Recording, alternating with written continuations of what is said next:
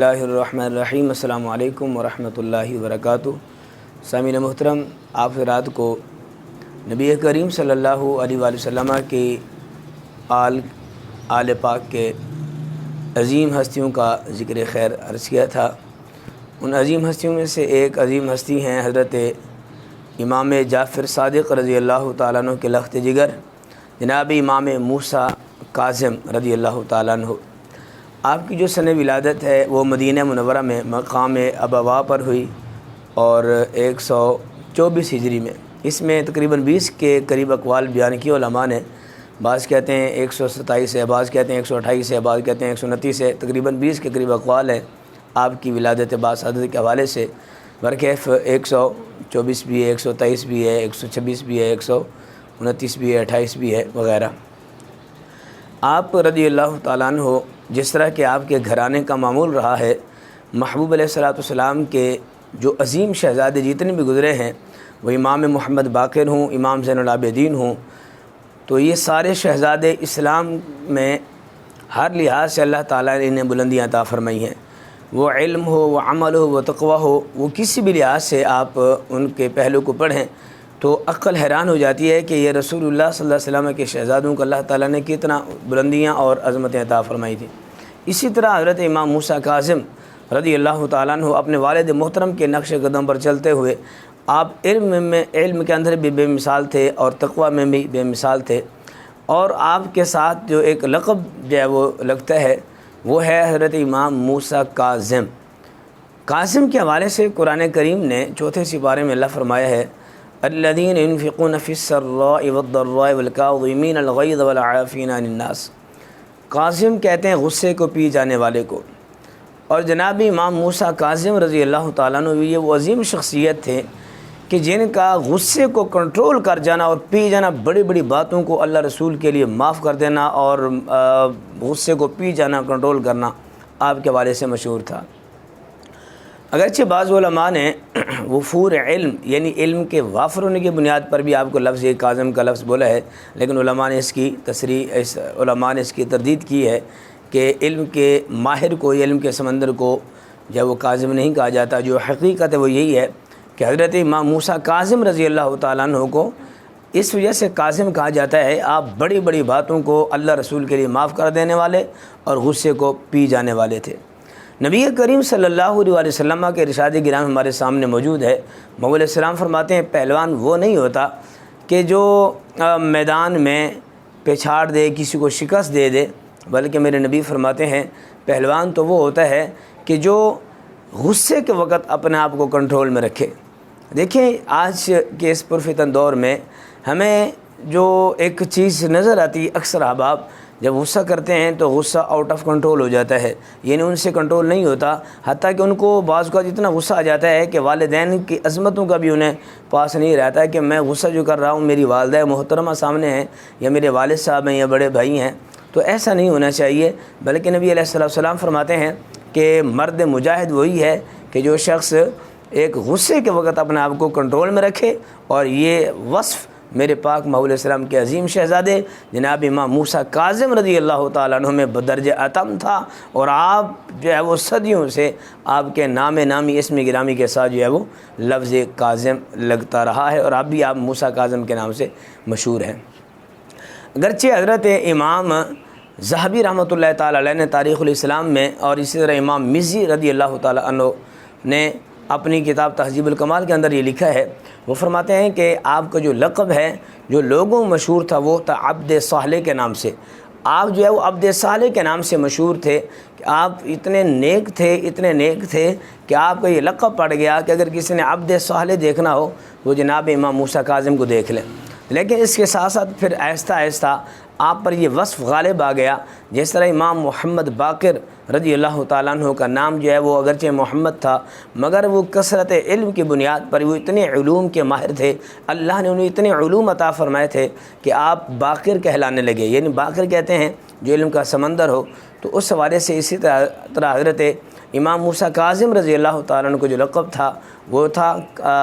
عبد صالح، مگر عبد صالح کے باوجود آپ کو موسیٰ کاظم کہا جانے لگا۔ تو موسیٰ کاظم کہلانے کی وجہ یہ تھی کہ آپ جو تھے آپ غصے پر پورا کنٹرول کرنے والے تھے۔ یہ ایک وصف صرف امام موسیٰ کاظم میں نہیں ہے، بلکہ محبوب علیہ الصلوۃ والسلام کے جتنے بھی حضور کی آل ہے، ہم امام حسن مجتبیٰ کو دیکھتے ہیں، امام حسین کو دیکھتے ہیں، امام زین العابدین کو دیکھتے ہیں، یا امام محمد باقر کو دیکھتے ہیں، امام جعفر الصادق کو دیکھتے ہیں۔ یہ جتنے بھی حضور کے شہزادے ہیں، حضور کے گھرانے کی کیا بات ہے۔ میرے محبوب علیہ الصلوۃ والسلام کے گھرانے وہ سخاوت کے لحاظ سے ہوں، وہ علم و تقوی کے لحاظ سے ہوں، وہ جناب معاف کرنے کے لحاظ سے ہوں، میرے نبی کے ان شہزادوں کی مثال نہیں ملتی۔ یہ وہ رسول اللہ کا گھرانہ ہی تھا۔ اگر آپ کے پاس کوئی مانگنے آتا ہے تو امام موسیٰ کاظم رضی اللہ تعالیٰ عنہ کی بارگاہ میں ایک بار نہیں متعدد بار لوگ مانگنے آتے، تو میرے نبی کے شہزادے وہ 100-200 دینے والے نہ تھے، بلکہ وہ سارا کا سارا لٹا دینے والے تھے۔ آپ کے پاس جتنا بھی آپ کے پاس آیا ہوتا سامان، دینار کی صورت میں، درہم کی صورت میں، کھانے پینے کی صورت میں، جتنے بھی آتے ہیں آپ جو ہے وہ بغیر گنتی کیے آپ لٹا دیا کرتے تھے۔ یہ وصف صرف ان میں نہیں، چونکہ جو ان سب کے پیارے نبی ہیں، ہمارے پیارے نبی ہیں، حضرت محمد مصطفیٰ صلی اللہ علیہ وسلم کی مبارک عادت کریمہ بھی یہ تھی، محبوب کی در پہ آ جاتا تو کوئی شخص جو ہے وہ خالی نہیں لوٹتا تھا، بلکہ میرے محبوب علیہ الصلوۃ والسلام کی عادت کریمہ تھی، آپ نہیں کا لفظ استعمال نہیں فرمایا سوائے لا الہ الا اللہ محمد الرسول اللہ میں۔ تو یہاں پر ایک لفظ لا استعمال ہوا ہے، نہیں، اللہ کے علاوہ کوئی عبادت کے لائق نہیں۔ اس کے علاوہ باقی میرے محبوب کی در پہ جو بھی آیا، میرے محبوب نے اتنا نوازا، بلکہ میں یہ بات عرض کروں، حضرت حذیفہ رضی اللہ تعالیٰ عنہ آپ کے بارے میں مشہور واقع ہے کہ جب محبوب علیہ السلام کی بارگاہ میں اپنی اور اپنے والدہ محترمہ کی جو ہے وہ بخشش کے لیے دعا منگوانے آئے تھے، تو میرے محبوب علیہ السلام نے جھولی بھر کے فرمایا تھا کہ غفر اللہ لک، فرمایا کہ اللہ تیری بخشش فرمائے اور تیری ماں کی بخشش فرمائے۔ اے حذیفہ، ماں کیا مانگنا چاہتا ہے؟ یعنی نبی پاک صلی اللہ علیہ وسلم نے پہلے جھولی بھری اور پھر بعد میں جو ہے وہ پوچھا کیا مانگتے ہو۔ پہلے جھولیاں بھر دیتے ہیں، وہ جناب کوئی حسرت رہتی ہی نہیں ہے، اور پھر فرماتے ہیں بھئی مانگنے والوں کیا مانگتے ہو۔ یہ وہ در ہے کہ جہاں پر بڑے بڑے بادشاہ بھی کاسا لے کر گداؤں کی صورت میں کھڑے ہوتے ہیں، تو انہیں کی شہزادے حضرت امام جعفر الصادق رضی اللہ تعالیٰ عنہ ہے، اور پھر امام جعفر صادق کے شہزادے جناب امام موسیٰ کاظم ہیں۔ امام موسیٰ کاظم رضی اللہ تعالیٰ عنہ کی جو زندگی گزری ہے میرے بھائیوں، وہ پوری زندگی آپ کی امتحان میں، آزمائش میں، جناب جیلوں کی قید و صحبت برداشت کرتے رہے، مگر وقت کے حاکم اور وقت کے بادشاہوں کے ساتھ یوں ٹکر لے کر رہے۔ جناب آپ کے حوالے سے ایک مرتبہ گرفتاری ہوئی آپ کی، پھر 2 مرتبہ ہوئی، پھر تیسری مرتبہ ہوئی، ہر آنے والا بادشاہ جناب آپ کو گرفتار کرتا رہا، مگر آپ لوگوں کے سامنے اپنے ایک استقامت کا پہاڑ بن کر آپ نے ہمیشہ دین کے علم کو بلند کیا۔ وقت کے بادشاہ جو ہے اس سے بہت ایک حسد کرتے تھے کہ جو عزتیں، جو مقام حضرت امام موسیٰ کاظم رضی اللہ تعالیٰ کو حاصل ہے وہ ہمیں حاصل نہیں ہے۔ ایک مرتبہ آپ تشریف فرما تھے تو وہ ایک خلیفہ ہارون رشید آ کر کہنے لگا کہ جناب لوگ ہمارے ساتھ بیعت کرتے ہیں اور کچھ لوگ آپ پر بیعت کرتے ہیں، اور لوگ جو ہیں وہ ہمارے ساتھ تو دل سے بیعت نہیں کرتے، اور آپ کے ساتھ بڑی دلی محبت رکھتے ہیں۔ جناب امام موسیٰ کاظم فرمانے لگے، بھائیو، جو اللہ والے ہوتے ہیں وہ دلوں پہ راج کرتے ہیں، اللہ والوں کی بادشاہی اللہ تبارک و تعالیٰ نے وہ دلوں پہ رکھی ہیں، اللہ والے دلوں پہ راج کرتے ہیں۔ فرماتے ہیں بھئی تمہارے ساتھ اگرچہ وہ ہیں، مگر حقیقت میں اللہ تبارک و تعالیٰ نے ہمیں یہ شان بخشی ہے کہ لوگ ہم سے دل سے پیار کرتے ہیں۔ تو امام جعفر صادق رضی اللہ تعالیٰ عنہ کے یہ شہزادے امام موسیٰ کاظم رضی اللہ تعالیٰ عنہ نے پوری زندگی میرے بھائیوں وقت کے حکمرانوں سے ٹکر لیتے رہے، حتیٰ کہ حضرت امام جعفر صادق رضی اللہ تعالیٰ عنہ اپنی جیل کے اندر بھی آپ نے اپنے معاملات نہ چھوڑے، قرآن پڑھنا اور اسی طرح نماز بہت زیادہ نوافل ادا کرنا، اسی بنیاد پر آپ کو عبد صالح کا لقب جو ہے وہ دیا جانے لگا۔ حضرت امام موسیٰ کاظم رضی اللہ تعالیٰ عنہ 183 ہجری میں آپ نے جیل میں آپ کی وفات ہوئی، اور آپ کو بعض کہتے ہیں کہ آپ کو وہاں پر زہر دیا گیا، اور آپ کو یہ بھی معلوم ہے حضرت امام حسن مجتبیٰ رضی اللہ تعالیٰ عنہ کو بھی زہر دیا گیا تھا، تو اسی طرح آپ کو بھی جیل کے اندر زہر دیا گیا، اور آپ جیل میں ہی آپ نے شہادت پائی۔ یہ وہ عظیم ہستیاں تھیں کہ جنہوں نے جناب ہر میدان میں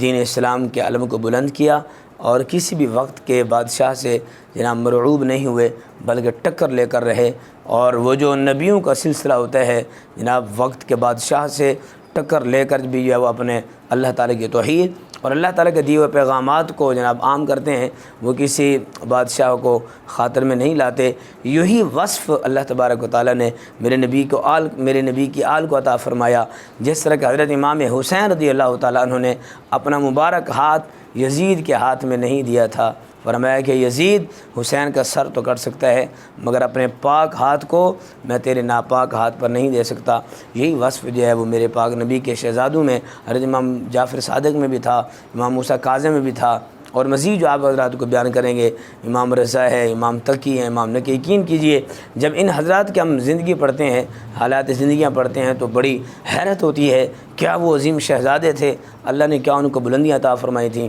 وہ چونکہ العطایا علی قدر البلایا، جو شخص جتنا بڑے مقام پہ فائز ہوتا ہے وہ اتنی بڑی آزمائش میں مبتلا ہوتا ہے، تو چونکہ اللہ تبارک و تعالیٰ نے ان کو بڑے مقام سے نوازا تھا، تو اس بنیاد پر انہوں نے پھر بڑی آزمائشیں بھی برداشت کیں، اور حتیٰ کہ کئی سال تک جو ہے وہ آپ جیل میں رہے، اور آپ کا جنازہ بھی جیل سے نکلا، اور آپ جیل میں ہی آپ نے شہادت پائی۔ اللہ تبارک و تعالیٰ امام موسیٰ کاظم رضی اللہ تعالیٰ عنہ کے درجات بلند فرمائے، اور آپ کے اس وصف کریم کا صدقہ، وصف مہربانی کا صدقہ، جو وصف ہے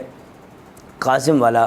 جو آپ غصہ پی جانے والے تھے، اللہ ہمیں بھی ایسے اوصاف والا بنائے۔ اللہ تعالیٰ ہمیں بھی جو ہے وہ عبد صالح جو آپ کا لقب تھا، اللہ ہمیں بھی نیک اور صالح بنائے۔ وآخر دعوایا ان الحمد للہ رب العالمین۔